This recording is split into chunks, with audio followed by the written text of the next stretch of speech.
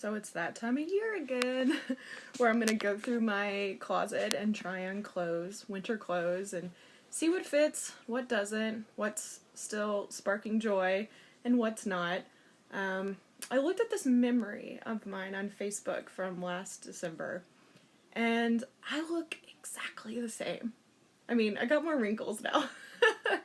But aesthetically speaking, in terms of like clothes, I'm still rocking the same thing.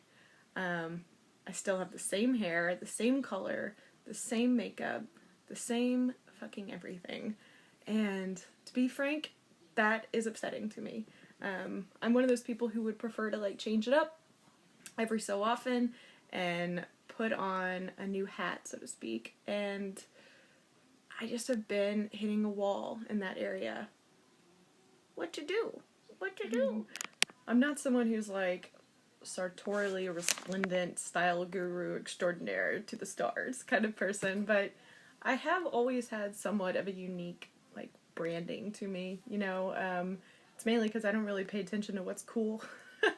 I just kind of follow my heart, so to speak, and I'm attracted to certain things, and I've always just kind of done it my way. I mean, I'm casually aware of like what's going on in the world, but I don't care if something is in vogue or not, or I just am gonna stick to what I like, and that's that on that. And the reason that like so many, God, fucking hair, get away.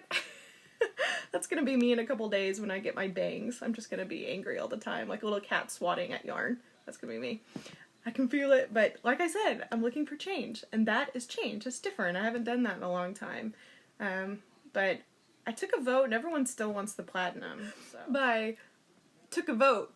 I kind of mean that I went onto Twitter and I posted 2 photographs, one of the haircut I'm gonna get with platinum, and one in a kind of like brownish red. And I asked my nerdy little Twitter friends, whom I love so dearly and who truly keep me going most days, which they preferred, and everyone picked the platinum, which that's not what they do to my hair when I go in there. They aren't just like bleaching it every time. They're highlighting it, heavily highlighting it, and it takes fucking forever, and it's more expensive and time consuming than it would be to just do the bleach. But I haven't done that since 2017 when I cut my hair really short in a fit of confusion and anger and angst and stress. And I'm not in that place anymore, so I'm not going to chop my hair off and bleach it like Marshall now. I was going to go do something different color-wise, you know, wintry, darker tones, but I was vetoed, so, and the will of the people is going to reign supreme here. This is democracy in action. So, I'll stick with the blonde.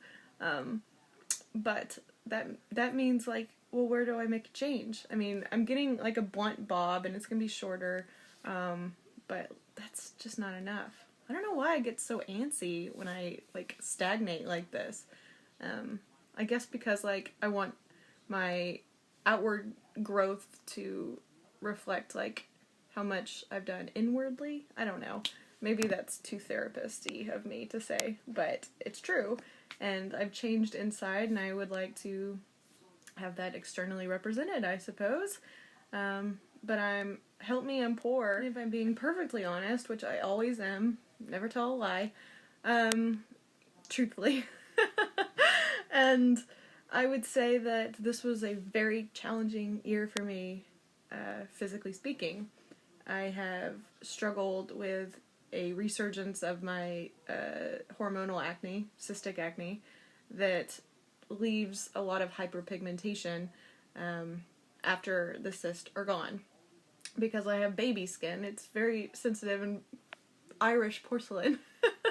And so, like, every little red mark is going to show up, and it lasts for months and months and months. And I don't do makeup, you know? Like, this is, like, I'll do some eye makeup, but I don't do the rest of it. Like, I don't have anything on my face. I don't know how to do powder and foundation and all that shit. Like, that may not even be what kids are using anymore. I don't even know. So I just kind of have to, like, grin and bear it. Or, not sure if that cut off or not, but, when in doubt, this year has granted me this unbelievable opportunity to just mask up. And since all the acne is just around the mouth, and honestly, honest to God, that's virtually it, I have had that option. I don't even have to put any makeup on to go out anymore, which is just blissful. Although, granted, the circumstances requiring the mask, horrible, devastating, tragic, the worst thing. Now I'm all somber. But anyway, and I finally went to a dermatologist in August, at the end of August, virtually. I went to the dermatologist and they put me on myriad things, and I'm just now starting to see the benefits of that. But if you're lucky enough to never had to worry about like severe acne or anything of that ilk, then you may not know this, but when you start a retinoid, which like Retin-A, tretinoin, anything of that nature, you are prone to an initial breakout kind of thing where like, I think what it does is it just has like a rapid cell turnover, so like it's really just like taking layers off your skin. I think that's the gist of how it works. Very scientific answer. So anyway, you are going to break out a lot, and that is indeed what happened to me, and I was fine with it. Like I've done this before, par for the course at this point. I don't have to see anybody, and it's not like I have any dating prospects. Not even just because there's a pandemic, just because, like, who would want this? It looks like that it's starting to get better, but all those cysts leave red marks, and like I said, they last for a long time, and it is quite the endurance test to not just want to claw your skin off, because it's like, sometimes that's worse than the acne itself, although if I knew how to do makeup, I could cover those up. Probably not out of the woods yet, but I feel like we're perhaps turning a corner. My skin has been an insecurity of mine since I was like in grade school, so I've never been blessed with good skin, and that's just how it is. I'm sure it has a lot to do with the fact that I'm an extremely unhealthy person, diet-wise, lifestyle-wise. I've treated my body like shit for the bulk of my existence, and perhaps I'm just experiencing the repercussions of that. But anyway, so one of the things they put me on was birth control, which as a big ol' lesbian I do not really need. Also one who's not getting any. So what I was gonna say, the only reason I brought that up is, it can control hormonal fluctuations and try to like stabilize that. But it gave me melasma right in my forehead, so that's another thing, which is just like darkened skin. And it goes away if you stop taking a birth control or you find a birth control that works. So I have switched, and it is fading a little bit. I'm using some, like, lightener cream. Fingers crossed. I think it's all working, but anyway, another thing physically that has been difficult for me, and I know that at least, like, half people who have been in quarantine this year and who have actually abided by rules. Yes, I'm judging everybody who wasn't partaking in social distancing, but anyway, I have relied on food off and on to abate the absolute abject terror of everything happening in the world. As a result, my weight has gone up and down depending on what month it was. In the summer when racial tensions were high and protests were going on, and this huge division and rift in America was really beginning to become a chasm that cannot ever be, there's no bridge that can go across it, that was heartbreaking to me, and that was on top of the fact that there was like a second wave of COVID, or an mega increase in cases that were going up, and I was just spiraling, and that's when I self-harmed again. But it's also when I turned to food again, and the same thing with the election. The whole month of November was essentially me vacillating between starving and eating too much, which is kind of, summarizes my life. But I have some weight to lose, and that's challenging for anybody, but it's a different type of challenge for somebody who has a history of anorexia the way I do. I didn't just dabble in anorexia. I was really, really fucking good at it. And really committed to that. And thus I had very, very severe cases where I weigh about 135 pounds right now. I weighed 77 pounds was the lowest weight I got back in 2016. Just think about that. Like, and I still didn't seem, I knew that I was skinny, but like I didn't really understand how drastic it was. I always could find pieces of like parts of my body that I still needed to lose, you know, and looking back at pictures, you're like, what the fuck was wrong with you? But it's body dysmorphia. Brain plays tricks on you. So anyway, I have a propensity to lose too much weight, and even though I've been recovered for several years now, that doesn't mean it can't strike back with a vengeance at any time. Who knows about relapse more than me, who has done the anorexia thing 4 fucking separate times since I was 18. So I can never become too complacent. I have to always be on the lookout for signs that I may be slipping down that slope again. And it happens fast, like it takes hold fast. And I notice, like, if I try to just restrict what I'm eating just a little bit, it becomes a little bit more every day. And I start becoming fearful of eating even when I'm hungry. And that's usually when I tend to binge eat, you know, like, I overcorrect, you know, that's, nobody cares about any of this, but these are things that weigh in my mind all the time. I'm always stressed out about this kind of stuff. It's my life, though. I mean, this is the life I have. I have to deal with it. Every year, I'm really seeking and striving for that, like, that healthy medium that never seems to come, but I'm always hopeful.